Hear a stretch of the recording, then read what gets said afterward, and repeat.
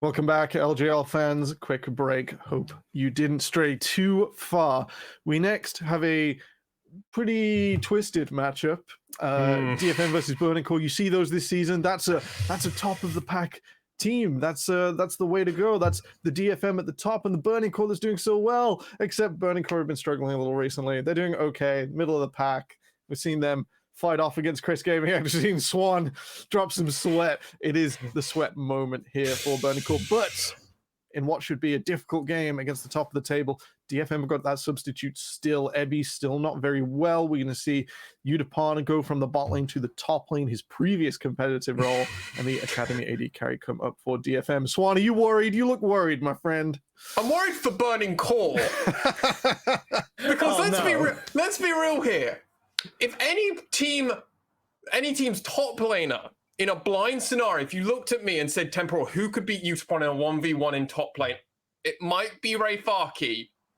Yeah, we presume Ebby's not there, and Ray Farkey is, ooh, scary. But it's like, it's only, because remember, Udapon was one of those players that at All-Stars, at all these crazy events, always made a really deep run in the 1v1 spot. So I'm like, if we're putting anyone in an island, that's why I'd like it. And then I look at the bot lane, I go, I like you, Fujimoto. I really do. But Harp is a machine. And quite honestly, if this is a team that you're going to have to slot a sub in, it's versus the Burning Core bot lane, who I still don't quite believe in, even though they have looked better. They have looked better. You're allowed to not believe in them. The Aphelios has looked good. I think some of the other performances have looked good, which we were pleasantly surprised with, and that's a great thing. Melvin, are you worried? I am a little scared of things like the Darius just getting locked in and having fun against Utapon in the top lane. That's the kind of level that I'm thinking, because what we saw last time we had this substitution was non-stop camping by Rascal Jester. Hachimecha ganking Utapon level 3 on their way back to lane. It was a brutality, and you could definitely get away with doing that again. I could see Flawless as the kind of player who, if they have a winning top side, will be living rent-free in that jungle.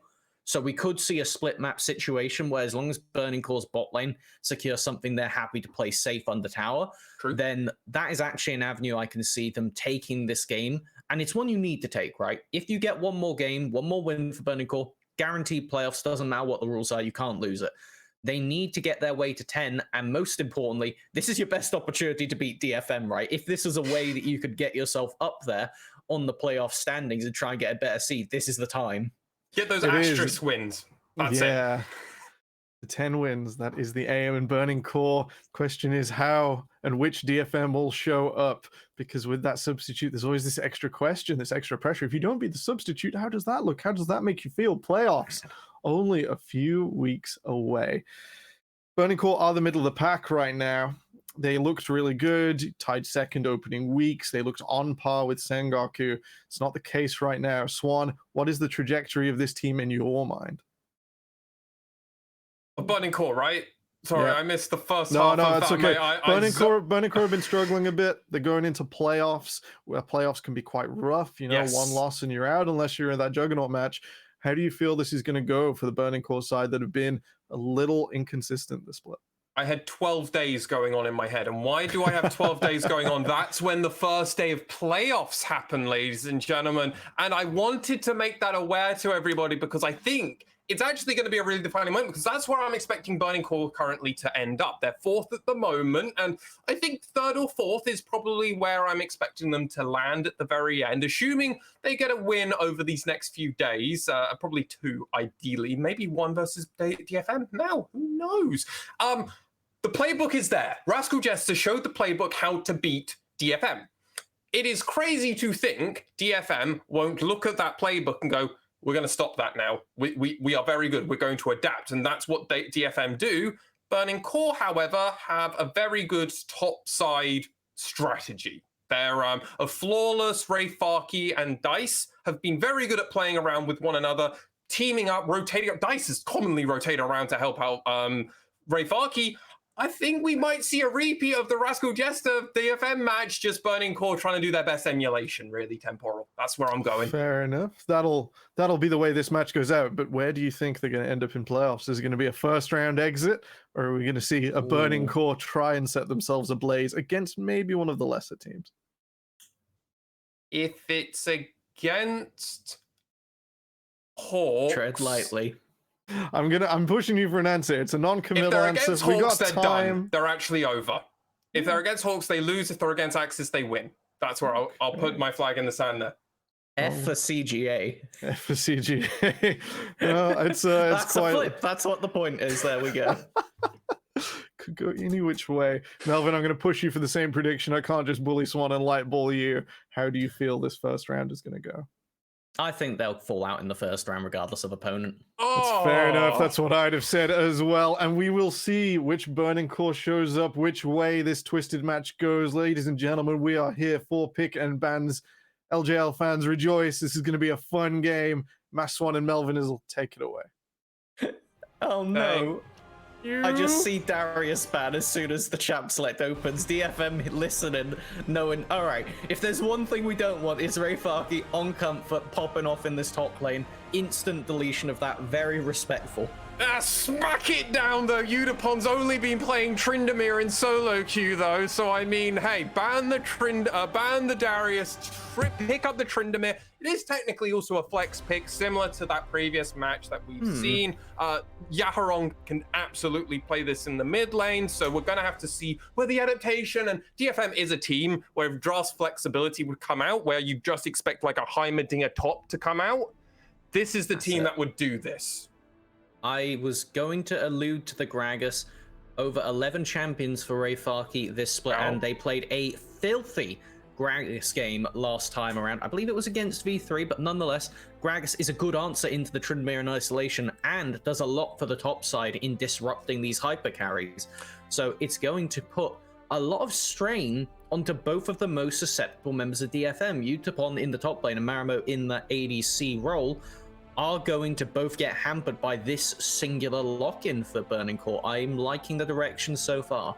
Well, they even see the response and they go, no, we're still going to opt into this into this spot. Maybe they're trusting in Harp a lot. Maybe they're trusting in Steel. Or maybe they just believe in Marimo's ability. Though the Tahm Kench being picked up here isn't too surprising considering the amount of engage in the Nautilus Force rotation, especially from Fujimoto on Burning Core. We've seen a lot of potential come out of this player. Have to imagine AD Carry is going to be picked up. Aphelios is still open. Xayah again also open, and fantastic when you are getting smacked on top of by a Tryndamere.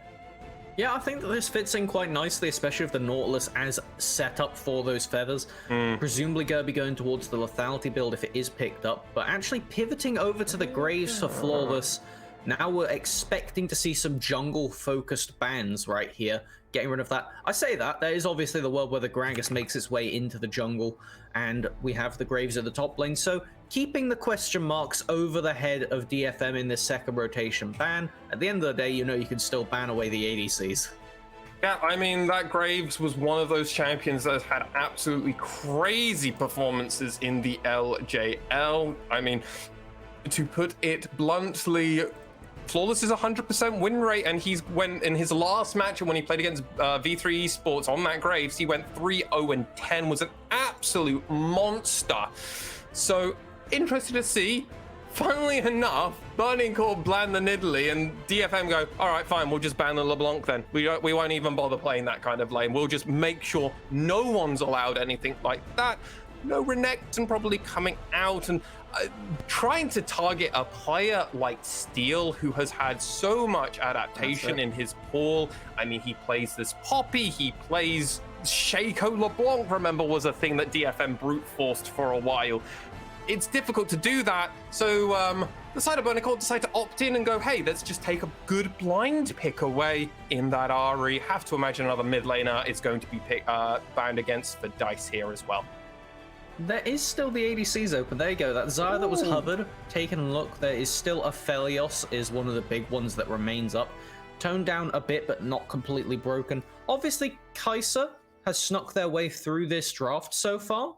Would be likely heading its way into the bottom lane. And technically would offer flex potential for Burning Core further going in here. Loves being paired with that Nautilus. I'm expecting it to be either of those two. I can't think of anything outside of that, as they'll go for the Aphelios route, a lot less dive-centric, and is going to put a very heavy focus onto Yuhi for the game. I mean, it makes sense. This is the champion that he looked fantastic in. This is the champion, remember, that he pushed DFM in 2020 spring split, well, no, summer split, to that full 5-game Yuhi's best champion, and arguably the only champion that I truly trust Yuhi to fully carry a game from minute one is on that Aphelios. I'm going to be watching you closely, Yuhi, in this one. You're against Marimo. There's an opportunity here, but Steel is on that Poppy. We haven't got any terrain champions. That's the champions I typically like to see picked with a Poppy. We've never seen it from DFM. No J4s, no Talia's. Talia's not really in, but I like Talia as a champion, so let me have that. So it does put it in a less of an ideal spot. Infernal Rift would be pretty bad for Steel, but we'll have to see how it goes. Victor locked in for Yaharong. Fantastic spot. Does mean, though, Yaharong's going to be playing that. Udapon's going to be on that Tryndamere. Full opportunity now for Burning Core, as they've been hovering so many different champions, as is the Akali. Where are these champions going, Melvin Izzle, for Burning Core?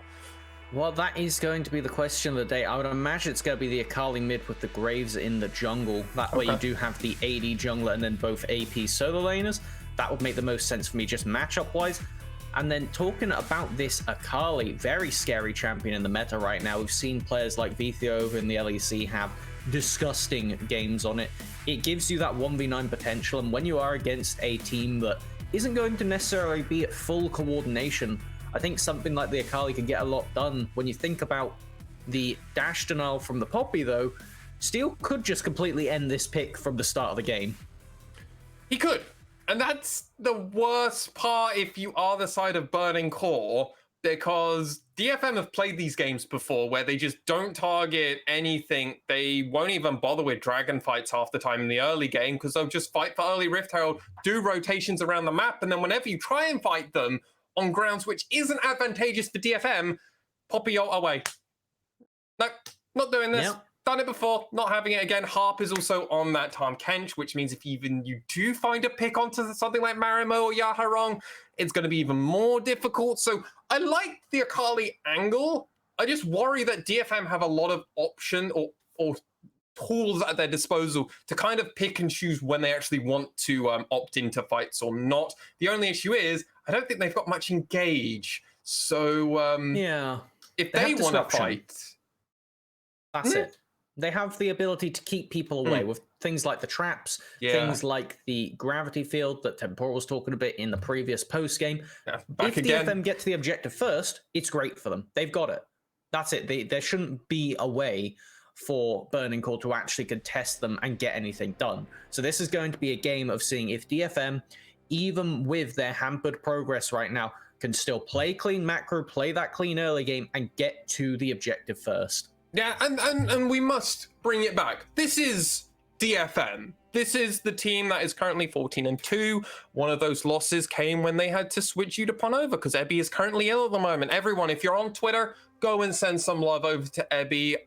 He really does want to be playing right now. He's made that very clear. He's just not feeling well. I don't know if it was COVID or not related, but I mean, regardless, send love his way. Hopefully he can be back in for playoffs in time and is a full return to health. As it stands, though, are there any of these runes that are currently coming across? I mean, Steel playing the Poppy with the face rush feels correct because you just want to get around when you actually land your three auto combo. Well, no, not 3 auto combo. W, what is it? Is it WQ? W auto and Q all proc it because you get the interrupt on the dash, and then that lets you quickly reposition to get the stun into a wall. Or, like you say there, if you do just go for the aggressive push somebody into a wall, it lets you run away after. So it just gives you a lot of options that Poppy in the jungle definitely does appreciate. We do actually see, I believe, Burning Core's bot lane was zoned out of XP for a minion, which means that DFM are heavily in the driver's seat for the start of this lane. It'll be important for the side of DFM to make sure they keep that push going, because guess who's on this on the bot side for Burning Core, who won't be rotating around to this bot side, unlike Steel. It's Flawless at the moment. He is starting on his blue side for Graves. bit surprising. Mostly, in my experience, Graves should start on red side. You even sometimes start with chickens because of the clear you can have. So I'm a little surprised he started blue. But I mean, when you consider how these laning matchups are currently going, Yutapon is definitely making Rayfarki's life a bit difficult for the time being, so maybe that's the reason. Harp going very deep does get hooked immediately by Fujimoto, but not much more punishments coming out because this is the ding 2 that you talked about. Yeah, there is just so much punishment, and Yuhi and Fujimoto now ting over, but it's a bit late. They've already missed the opportunity that they had, and now the wave's about to get crashed in. And this is the issue, because Flawless has pathed up to the top side. That's not a problem if you could keep this wave frozen in front of tower for Burning Core. If it gets the full bounce by hitting into the turret and then pushing back out, then it is going to be really rough, because you're going to have Steel down here just as you're having to overextend as the Burning Core bot lane. We'll have to see. This looks like a pretty coordinated play from DFM. Yutapon has seen that he is being ganked, has the ghost, should be able to get out pretty handedly. What will they have to burn, though?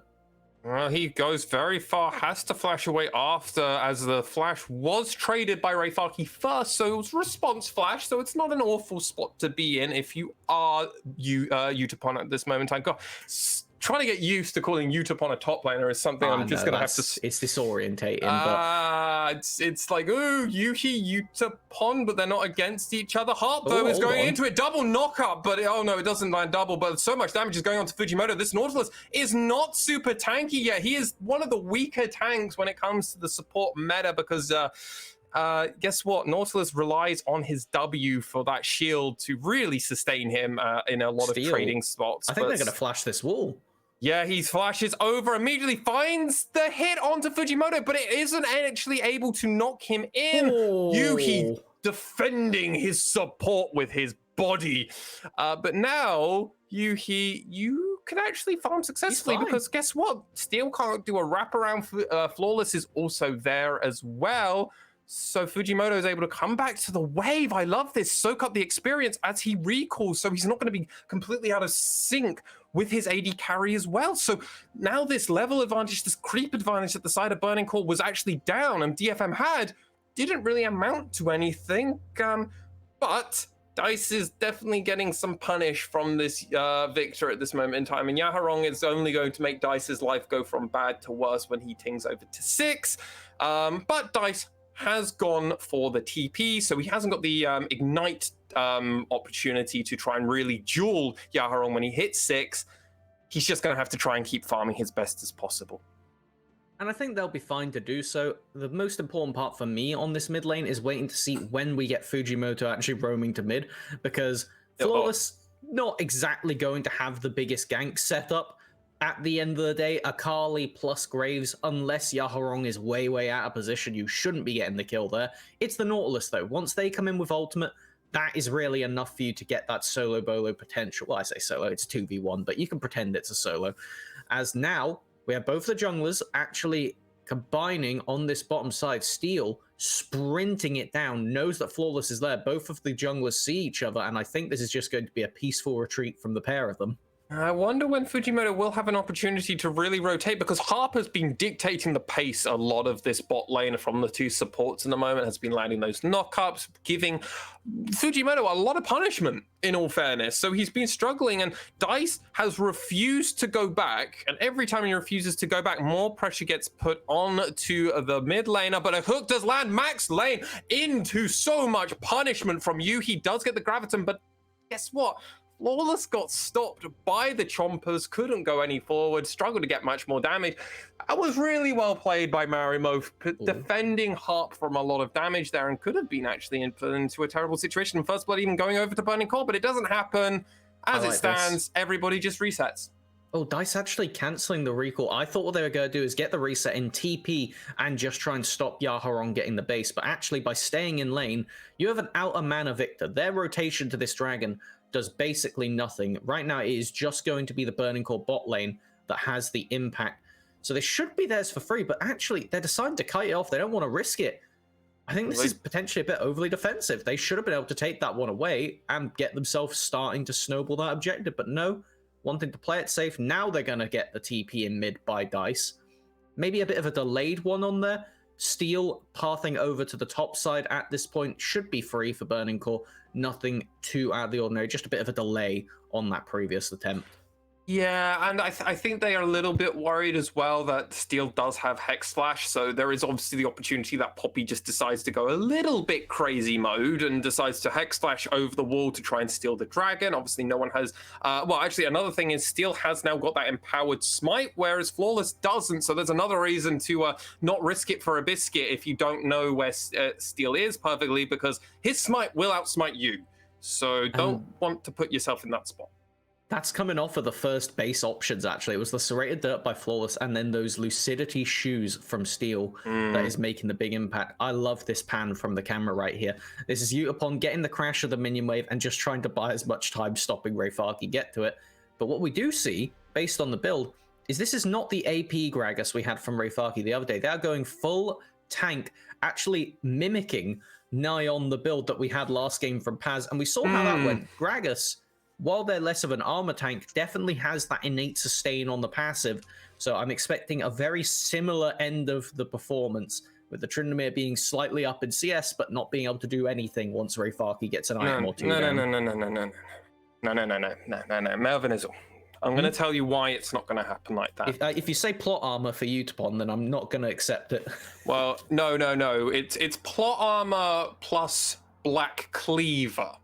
And I believe Utapon is a smart player when it comes to itemization. You're saying he's not hull breaking? No, he's not going to do the hull breaker that we saw in that last match. I think he'll actually go for a Black Cleaver to be able to churn through all this armor. But it doesn't matter. Fujimoto, Hex Flash has been channeled. He's going to try and find the hook. A lot of damage already being done by Dice, but Flash over the wall. Dice goes in to try and match it. Huge amount of damage coming out from Flawless, and he actually finds it with the flash over, but there's a lot of punishment coming down from the Victor Ultimate. Dice, he's so low at the moment. Mega Death Rocket didn't find the kill, and as it stands, Burning Core do get that first blood as well. It's been 9 minutes, but we finally get our first kill. But the thing is, for the gold, take a look at the bottom lane. Harp going in, tries to find something, but Dice is able to get it, and yeah, Marimo... They got one plate off of the back of that. And let's see how this play started off, because you definitely called it right. It was the Hex Flash that initiated it. And while it wasn't the level 6 Nautilus, this is what I was saying earlier. Very aggressive from Dice on this one. And, I didn't see Flawless Assault actually went wide on the end there. Otherwise, it would have been potentially able to chase down, and that's why they have to flash over. At least they back up their mid lane, and no issue at the end of that, as now that Rift Herald picked up, immediately used bot lane for massive value for DFM. Yeah, all of that money going on to Marimo and Steel. There's a lot of plates that have just gone down in this bot side. There's only one still standing, and Marimo is going to have to worry. Harp has got the eat, so doesn't have to worry too much. And I mean, he's a tanky Tahm Kench. Fujimoto, you're not going to do much even if you did do it. And important thing to note, Yuhi doesn't have his ult. So even if they wanted to keep punishing and following up, Flawless doesn't have the damage. Neither does Yuhi, whereas Steel had his ultimate, as does Marimo. So Burning Core need to respect the opportunity that DFM could have done something there. However, at this moment in time, Marimo had to reset. He's just got his Kraken Slayer, so definitely will win the damage 1v1 if Burning Core decide to opt into it, but I don't think that's going to be happening. And as it stands, Burning Core, that mid lane matchup, as you said, Dice is now actually kind of coming online. He's definitely punishing Yaharong a lot more and starting to feel himself. It feels like this matchup's getting a lot more exciting now in the mid lane. And it's because with the Akali, you could do this with the Shroud, where you get to walk very far forward.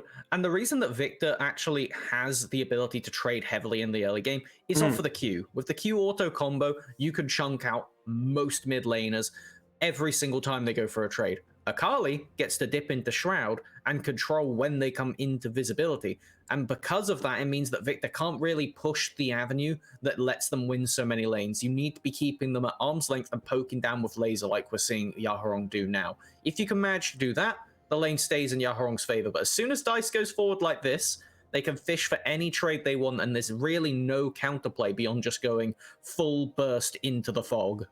Yeah, if I'm looking around the map, they've been clearing a lot of this vision out of the river of the side of Burning Core, and important thing for DFM is to try and find an opportunity or a win condition in this match, because currently Burning Core have been dictating a lot of how this has been going. some neutral objectives have been traded. Obviously, that first Rift Herald did go over to the side of Detonation FocusMe. Megadeth Rocket goes very wide.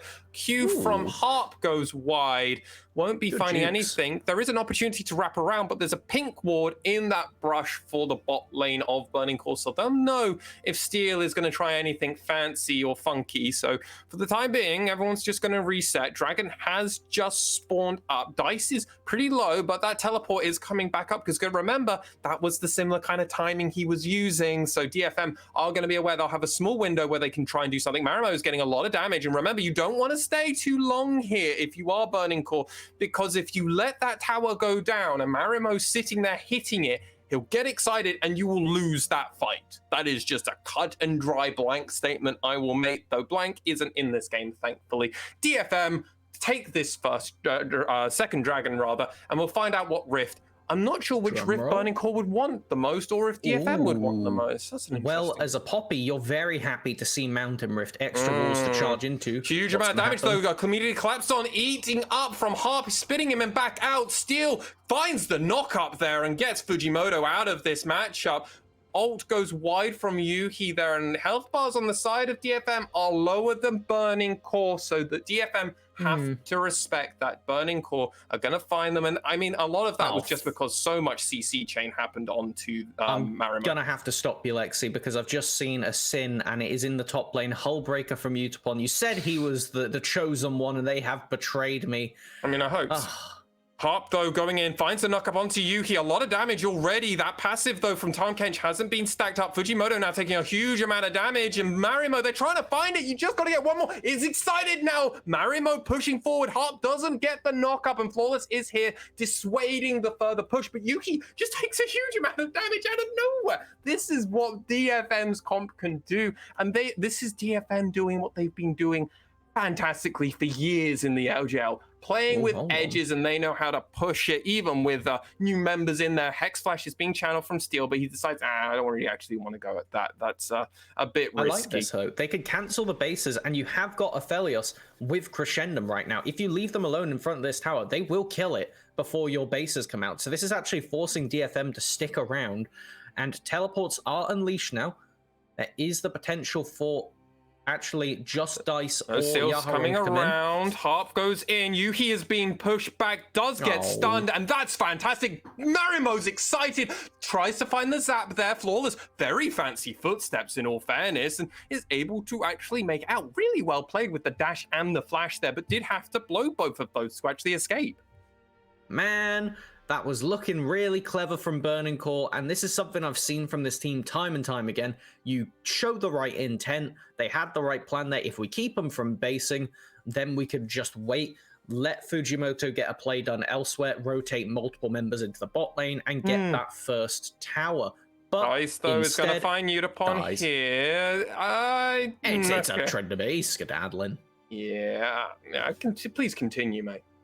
Well, there's not too much left at the end of that, because it's just Burning Core showing the right plan and then failing the test when they get to it.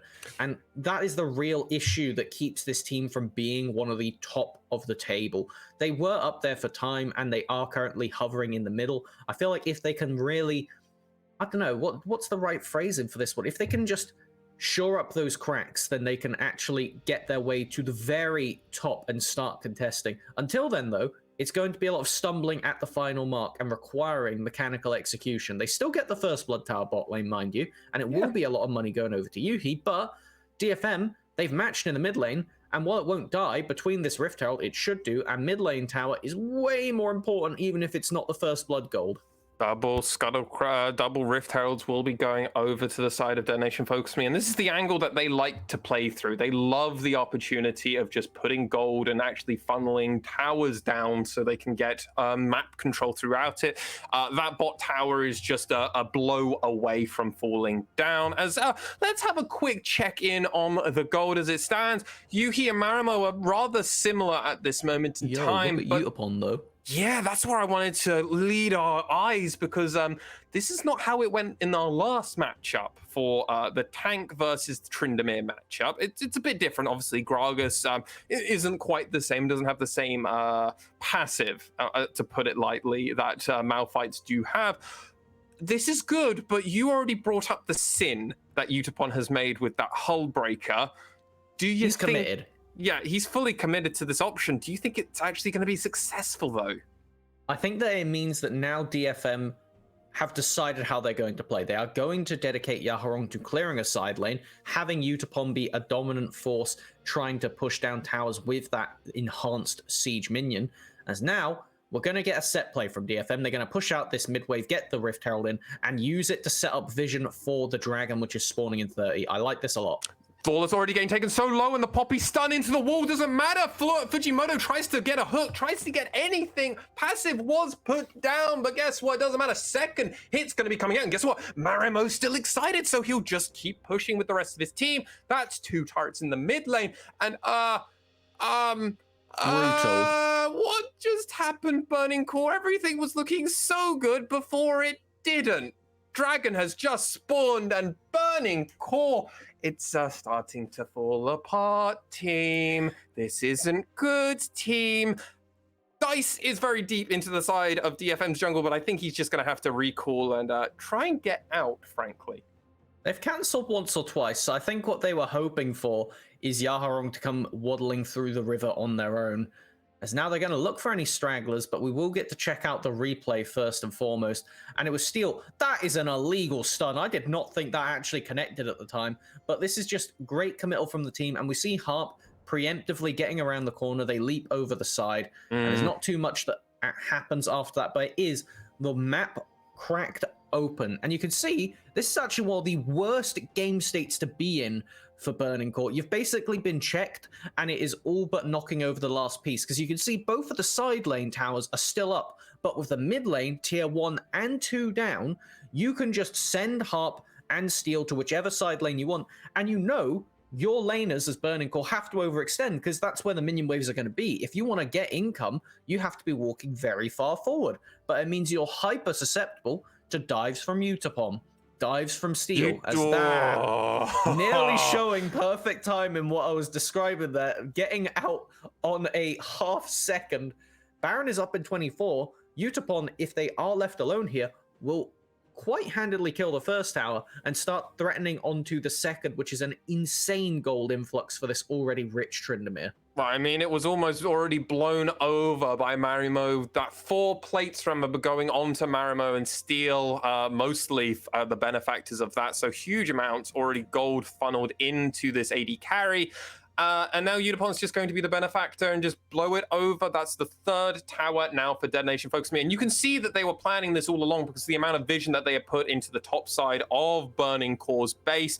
Now they're just pushing through. They've rotated around. Yaharong's already at the tower. Steel is pushing through. Harp all trying to find it. Teleport has been channeled in. I believe that's going to be Ray Farkey coming in very deep. A huge Poppy ultimate pushing through.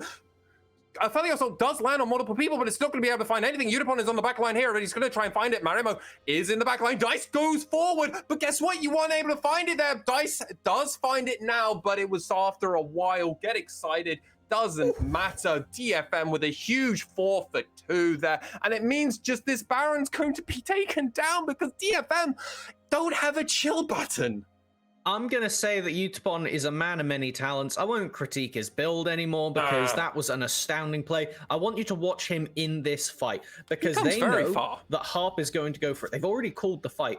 And you can see when Utapon actually uses the Ghost to get in, and he completely splits apart this fight. Yuhi and Flawless will not get to play the game. He's already ghosted in, and watch. Yeah, we know what happens with DFM on the other side, and they think for Burning Core that this is a clean 4v4, but Yuta already in, getting the kill with the Gale Force, and I am astounded he managed to get this kill onto Yuhi at the very end and live, most importantly. Funnily enough, DFM are favored in a 4 versus 2 because Yuta was just juggling 3 Burning Core members handedly. Utapon finding Flawless here. It's almost like he knew he was there. He rotated into it, spin to win. 15!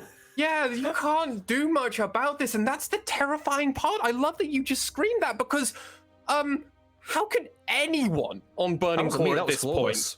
It probably was, actually. In all fairness, it probably was. And if you look at the build as well, and I want to just kind of use this to highlight, because of what Utapon does, look at what Steel's gone build-wise. This is a terrifying Poppy to watch just running at you at Mark 3, not Mark 5, because, I mean, phase rush. You can't do everything at Mark 5. But this is going to be so hard with this force of nature now coming out.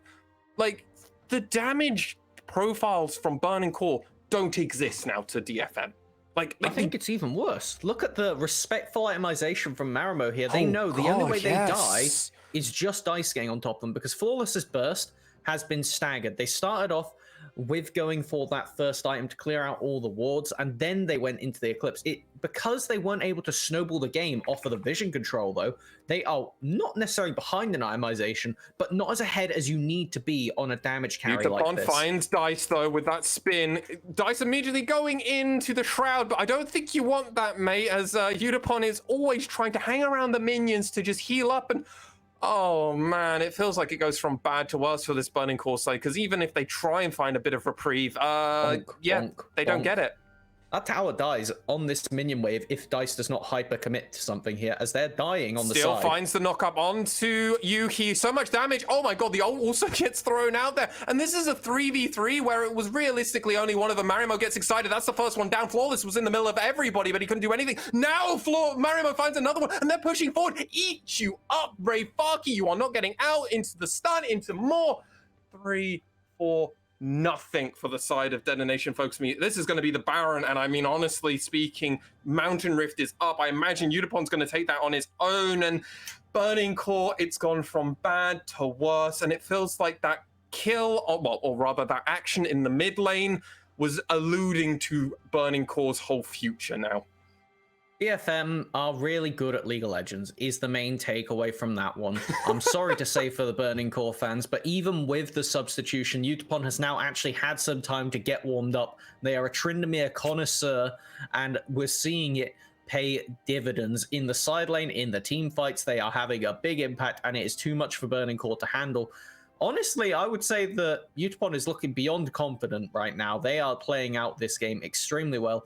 And to take the attention away from them, but Steel is on their signature Poppy, so we always get engages like this, which just means that as Yuhi, you don't get to play the game. Fujimoto doesn't offer that defensive property that a Tahm Kench does. He gets 2 stuns throughout this, does Steel, and then Utapon comes in for the flank, beautifully ends out the fight. Oh, it's going again. It's happening again, but I mean, all that damage has been put onto Steel, and this is the Dragon Soul that they wanted for. They haven't got the soul yet, but guess what? They're going to keep fighting. Udapon is just going to be the front line, and there's so much damage getting channeled into it. But guess what? The ultimate's been channeled in. Dice tries to find him. Udapon, that ultimate has gone down, but Rayfaki died on the side somehow. I don't know how that happened. Auto attack comes in. Dice is going to survive for the time being. Marimo did trade with Yuhi, so a lot of damage is happening, though Steel finds Dice, so at the moment it's a 4, it's an ace.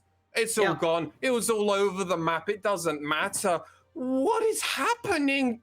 Ah! It is the inevitable of DFM. They are upset that they not only dropped one game, but they were forced to drop another. They're saying that that was an asterisk game. Yeah, we had our substitution, but guess what? We're going to prove that we can beat the rest of the league, even with that asterisk, which is a terrifying prospect when you consider that this is nowhere close to a full-powered DFM.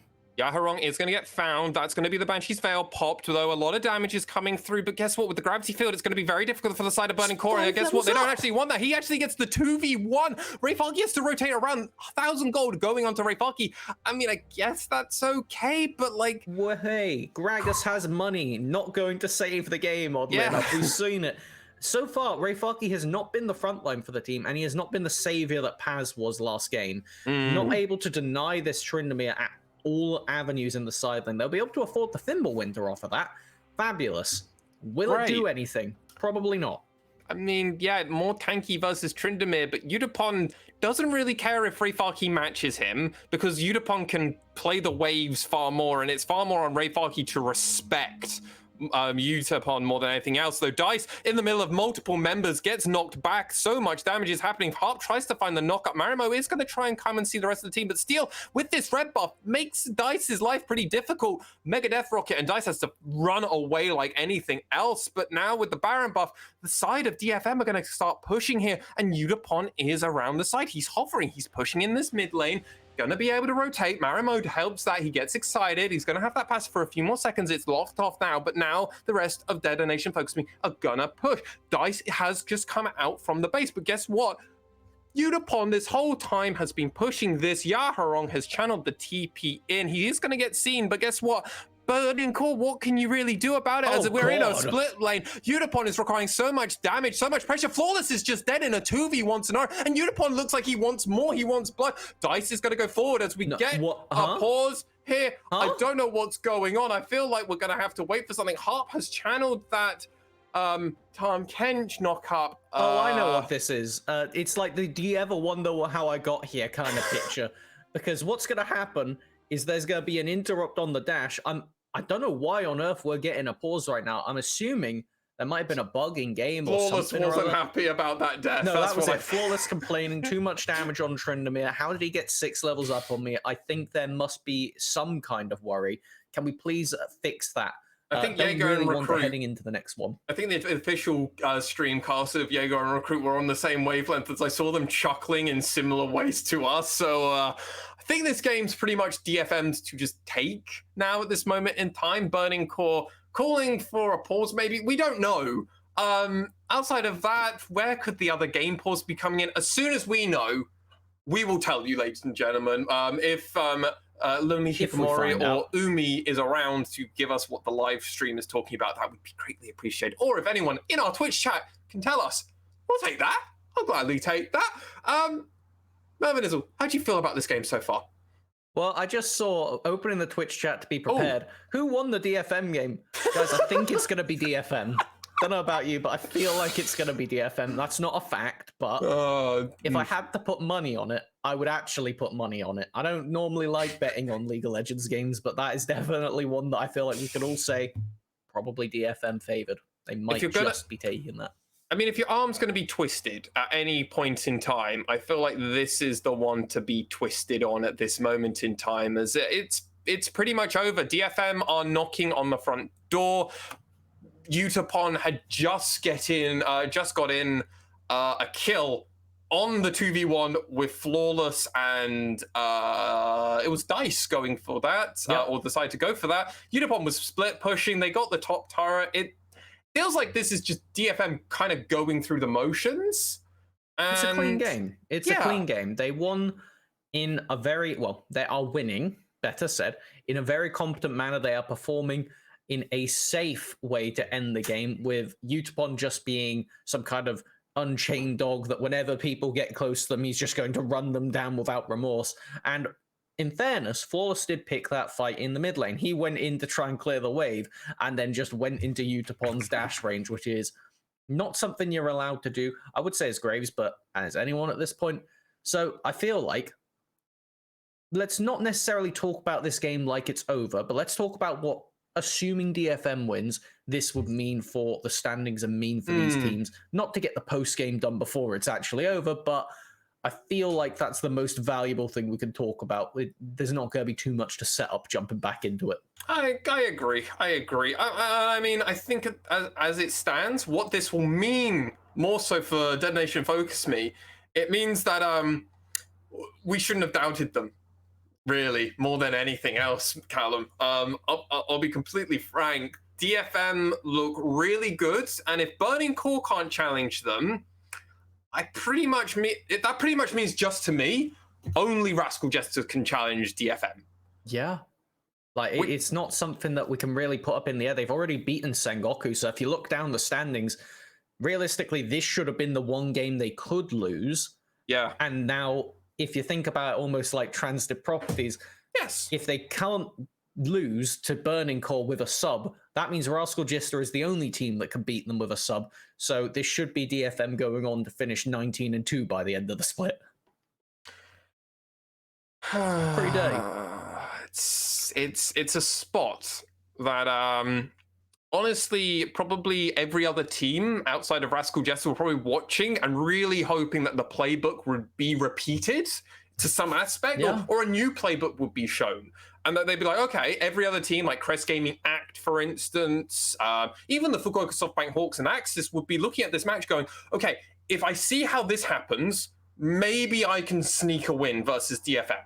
because that's what you're going to have to do. Let's be real. If you're these lower teams, you're going to try and have to sneak it, get it when Ebby's not in the roster for the time being. But the fact that it's like this, and the fact that it felt like Udapon has now reached the level of comfort versus Ray Farkey, may I add, is not Doesn't look ideal. Good. So I feel like this is also a mixed game looking at for Rascal Jester, because on the one hand, you want DFM to lose, because that way you have the chance for contesting for the first spot. You'd need them to lose twice and then to win all your games. If they aren't losing here, DFM's probably going to be locking in that first spot handedly in the remaining 4 games. But simultaneously, Rascal Jester are not necessarily effectively locking second here, but they are going to say that now only Sengoku can compete, because Burning Core would need to win everything and Rascal Jester would need to lose everything. So we're getting the top of our standings pretty much hashed out clean today of DFM, Rascal Jester, Sengoku, as we expected, unless we get some big upsets coming into next week. That's really hard to look into play. No more tiebreaker matches. Hopefully be clean and cut maybe a day or 2 before we actually finish. We'll have to wait and see. But it definitely feels like this triple round robin is helping flesh out the placement of a lot of these teams. And we're getting actually a far more accurate representation of where these teams will properly end up going in to playoffs, which is something we really wanted to see, because in previous months or splits of the LJL with the double round robin, it's kind of felt like certain teams were more powered up than where their standings actually had them sitting. So it's going to be nice to see where everyone's going to end up. Burning Core, I think, are probably going to be that 4th place team, best of everybody else. Crest Gaming Act probably be 5th, with Axis and the Hawks fighting out. With that bottom... It's not to jump to conclusions. We still got the rest of the day. If Crest look really bad later on, then there is always the option that bottom of the standings might get a bit wacky. Maybe we do see them dropping out. I don't want Middle Cop feeling sad about the LJL as a whole. So I want CGA to make playoffs. If they don't, though, I mean, I'm going to be very happy, because I love Axis and I love the Fukuoka Softwhite Hawks. So, I mean, I'm kind of biased a bit. Here's my question, though. Okay. We have got a 21-game regular season. We do. You can't divide that number by 2. Nope. Which end of the coin is Crest going to be heading? Are they going for the 11 and 10 or the 10 and 11? 10 and 11. Yeah, you think that they're definitely... straight the schedule now. Let's see what they've actually got to come. Because we've got them next game versus Rascal Jester, so we're going to say that they're probably going 8 and 9 coming into the rest of the week. Yep. And then after that, we've got CGA versus Hawks, V3, DFM, Axis. Yeah, no, I think I'm going with you there. I'm definitely with you there. You know what? If they... So wait, when do they play V3? Where in the order is that? V3 is there. Checks notes.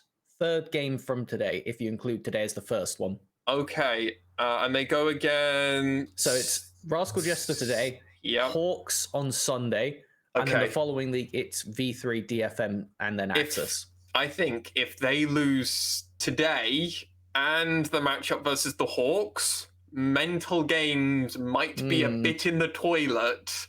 And then last game's against Axis. There is a real world where if Axis can find some degree of success for the rest of the weeks, unlikely. I've just quickly glanced their strength of schedule. Actually, I take it back. Very unlikely. They got Burning Core, DFM, Rascal Jester before they play CGA. So I think CGA, they can be confident they're in playoffs at this point.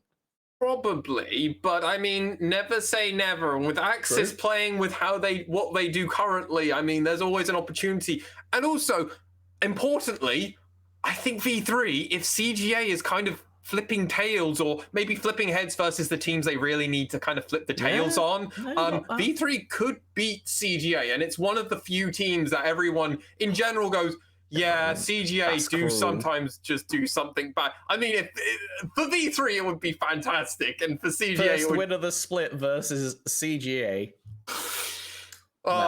I mean, if it's going to happen, that's the team I want it to happen to, because, I mean, it couldn't be more perfect. It couldn't be more perfect. No, that's true. Yeah, the one way that V3 manages to win is by getting the very unfair coin in their favor. Yeah, I mean, they couldn't beat Hawks or Axis. They were the teams that I would expect them to beat. They've not done it in the first 2 games. I expect talks at the end of today to beat V3. Giving my predictions early, I know, crazy, but I mean, we're already kind of 2 games done as it stands. We're not doing the post game, ladies and gentlemen. If you're wondering what happened to the DFM Burning Core game, we're in a game pause. DFM are knocking on their door, but we're not doing the post game for that because we might be doing it in 3 minutes from now or 15 Honestly, minutes. I'm expecting the game to have just ended in the background and the casters for both us and the LJL mainstream to just be confused, because as soon as it hops back in, based on the circumstances we left off in, unless there's a chrono break at a further away point, I highly doubt that the game will be anything more than just a couple autos onto the Nexus and go break. Well, I mean, with Flawless being down, with Dice looking like he might fall 15 to 17, I believe was the difference as well for Utapon versus Dice on the Tryndamere versus Akali. So it doesn't even have 16 ult, whereas Utapon does. So his ult lasts for about, how long does level 3 ult Tryndamere last? Forever, it feels like. It's like 4 seconds. I think it's 5. I think I'm pretty sure it's still 5. 5? But I know what this is. The situation we found ourselves in.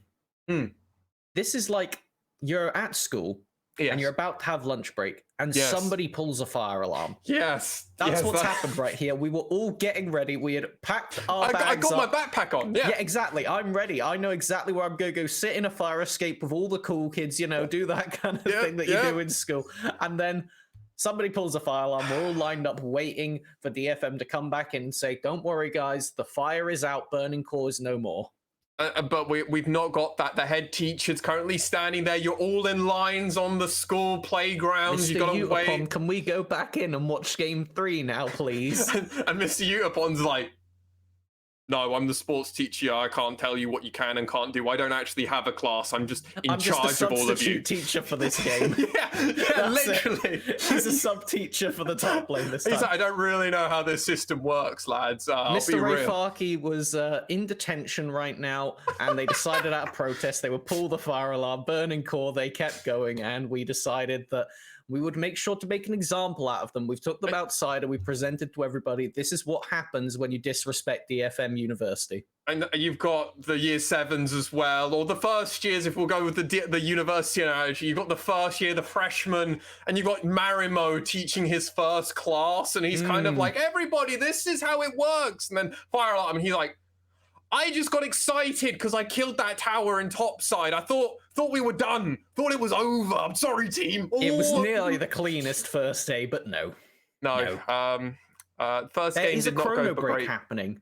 Okay. That is what we have just seen from Hina. I'm sorry. It's actually going to be a chrono break. Woohoo. I don't know what for. I don't know what it's going to change, but it looks like maybe the accidental fire alarm wasn't an accident. There might be a deeper conspiracy happening here. I don't know what Utapon did wrong there. I'm actually flabbergasted. Too many times, I guess. Can we, I don't know. By the way, ladies and gentlemen, we have the official stream. Jaeger and Recruit, we've been watching them this whole time. If we get any form of replay, we will put that on because everything looked like it went as intended, personally, when I watched it as I casted all part it. of the master plan. What, for Burning Core, to get a chrono break so this game goes on for longer, to try and stop the momentum of DFM so they can maybe try and... Break the mental.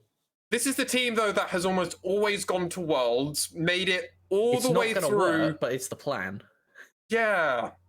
It's a plans can fail, right? Just because you say it's all part of the plan, it doesn't mean that means the plan will succeed at the end of the day. It's all part of the plan just means that, yeah, I wanted that to happen. Maybe I wanted the wrong thing to happen. Maybe I thought, oh, I might be able to face check into Utapon. Probably not. Definitely not. Absolutely not. And now, if we do get the full chrono break, we'll get to see it happen again. Maybe in slow motion this time.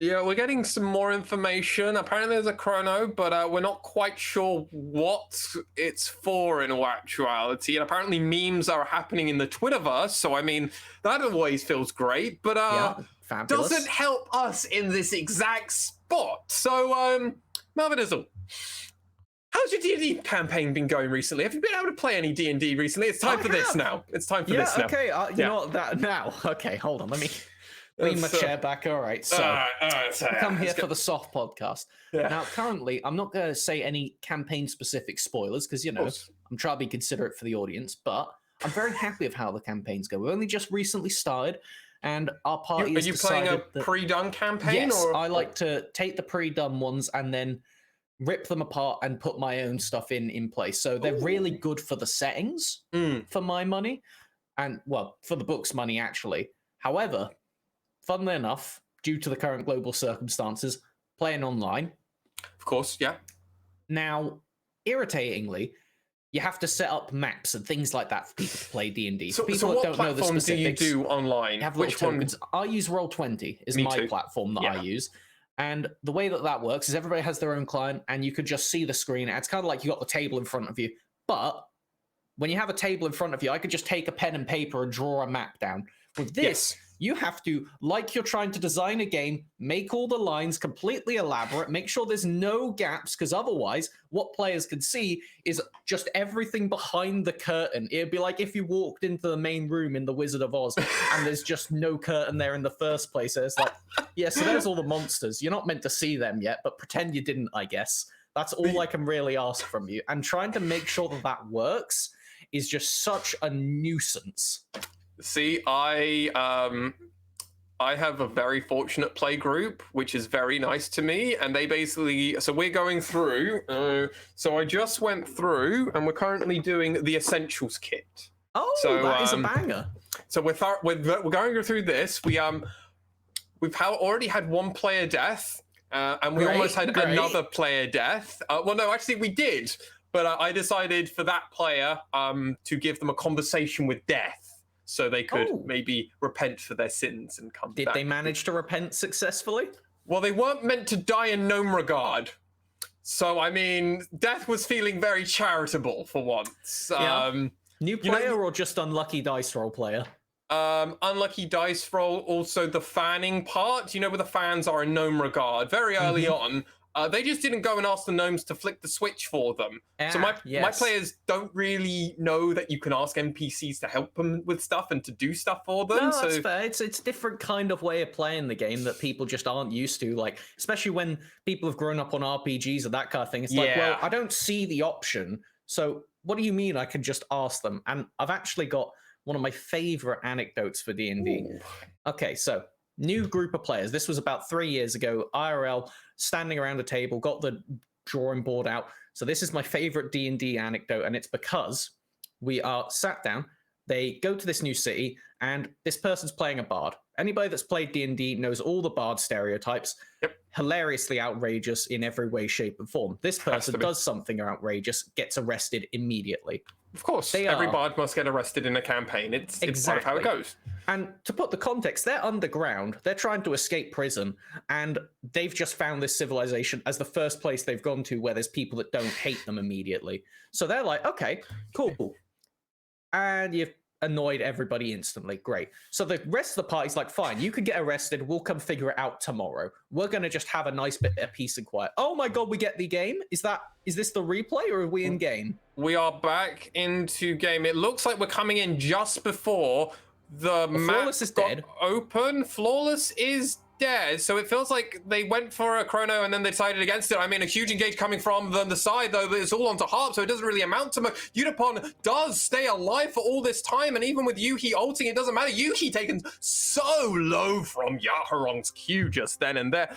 It looked like they kind of decided, wait, is Top Tower there, but the inhibitor's gone? I think this is a big bug that's happened with the chrono break. Map bug. Yeah. As it stands, though, inhibitor gone in mid lane. Please continue telling me about your D&D campaign, though. Yeah. The bard gets arrested, and they're put in this cell, and I tell them that the room you're in currently, I don't draw a map, I just explain it, and this is the explanation they get. So you look around, you're currently in a cell. You can see that it is a stone prison. You've got a window outside your cell, currently over where the officer would presumably sitting. There's a locked door. You see the officer leave. They bust out of their cell using some funky magic, and then their genius maneuver is they climb up to the desk and they lean out the window. And as they're leaning out the window, they think, okay, I can make a distraction and then run.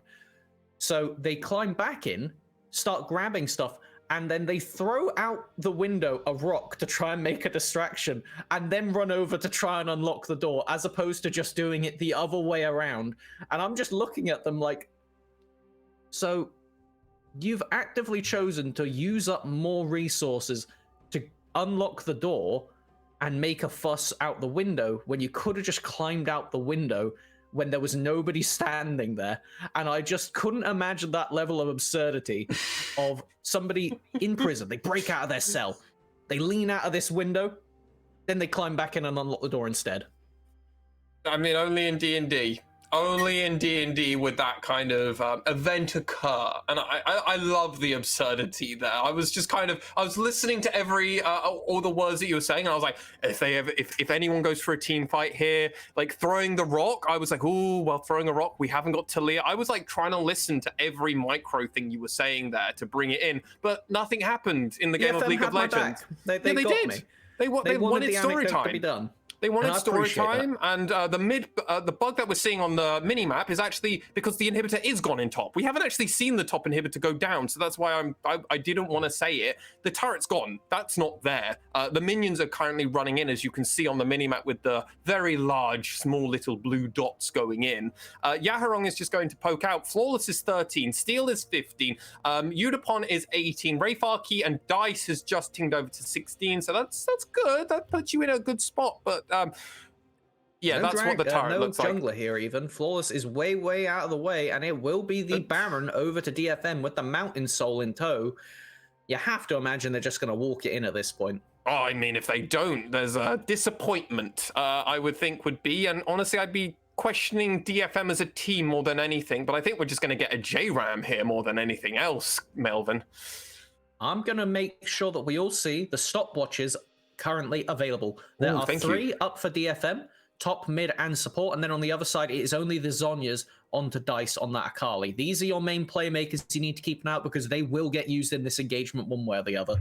All right, that first wave is coming in from DFM. They're making sure that they can get everything. Rayfarki going forward. Huge casket does throw a lot of them. Marimo goes very far back, but the rest of them were all the tanks, so it doesn't really matter. Valiosol does land on Marimo again, so that's a great one, but this whole time Flawless has been taken so low. Yaharong is now coming around. That's the Q onto Fujimoto, and he has gone down. Rayfarki then gets taken down. He gets taken down, and Udapon has 0 chill button. Ultimate has been proc there. He was waiting for it. Yaharong looking at the rest of them, and DetonatioN FocusMe.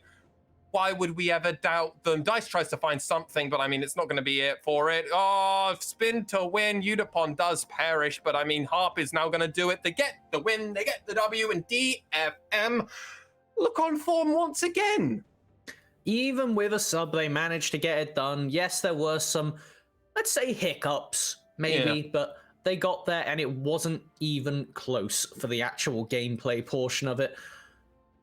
Oh, okay. Well, we kind of talked about that as if it was going to happen like 10 minutes ago, so I'm good. Crazy. Well done, DFM. Light applause, good job, Utapon, you're a great top laner. You know what? We won't actually do any more of this. We're going to go to a break, ladies and gentlemen, but when we return, we'll be back with Tempora, who's going to run us through all of this. Oh, look at that. Easy. Oh, well done, DFM.